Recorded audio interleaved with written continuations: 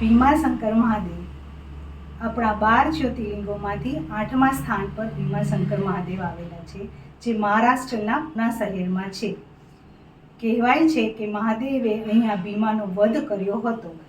ગોકર્ણનો પુત્ર ભીમા એક રાક્ષસ હતો અને લોકોને ખૂબ જ ત્રાસ આપતો હતો. એના માટે થઈને મહાદેવ અહીંયા પ્રગટ થયા અને ભીમાનો વધ કર્યો. ત્યાર પછી ત્યાંના સ્થાનકવાસીઓએ ભગવાન શિવને પ્રાર્થના કરી કે આપ અહીં જ બિરાજમાન રહો.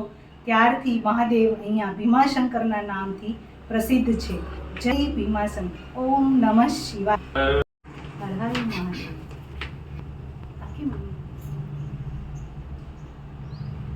ભીમા રાક્ષસના ઉપદ્રવથી બચાવવા માટે મહાદેવે ભીમા રાક્ષસની વધ કર્યો અને ત્યાર પછી આ શિવલિંગની સ્થાપના થઈ. ઓમ હર હર મહાદેવ. હર હર મહાદેવ.